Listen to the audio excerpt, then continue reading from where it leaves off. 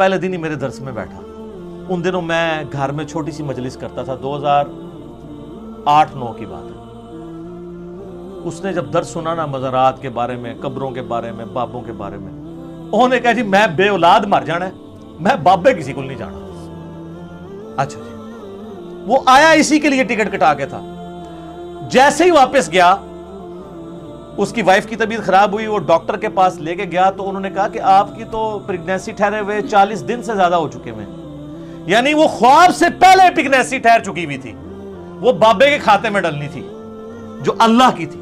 آج ماشاءاللہ ان کا بچہ 8-9 سال کا ہے, اللہ نے ان کو بیٹا دیا.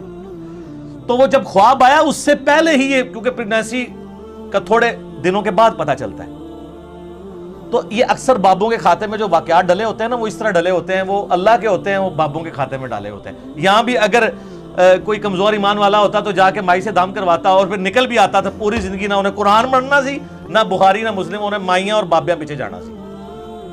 ٹھیک ہے, اسی لیے تو سر ہم کہتے ہیں کہ مرنے سے پہلے اے مسلمان کر لے اس پہ غور. کتابوں کا خدا اور ہے, بابوں کا خدا اور.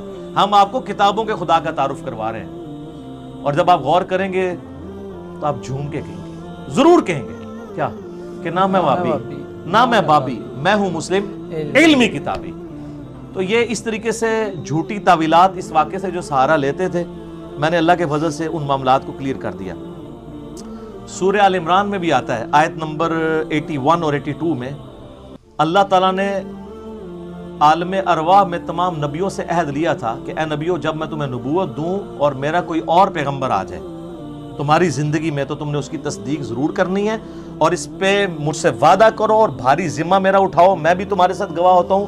اور اس وعدے کے بعد جس نے خلاف ورزی کی وہ ظالموں میں ہو جائے گا, وہ فاسق ہو جائے گا. یہ نبیوں کی روحوں سے اللہ نے عہد لیا تھا کہ تمہارے زمانے میں اور پیغمبر آئے, اس کی تصدیق کرنی ہے. آپ دیکھ لینا, حضرت عیسیٰ علیہ السلام کی تصدیق کی یحییٰ علیہ السلام نے, ایک زمانے میں تھے.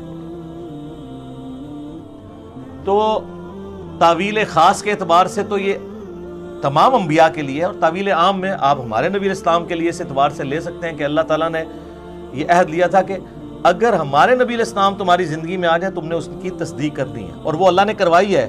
واقعہ معراج میں جو صحیح مسلم میں حدیث ہے کہ تمام نبیوں کا امام اللہ نے بیت المقدس میں مجھے بنایا جبرائیل علیہ السلام کے ذریعے, اور وہ دنیا میں وہ بات پوری ہوئی.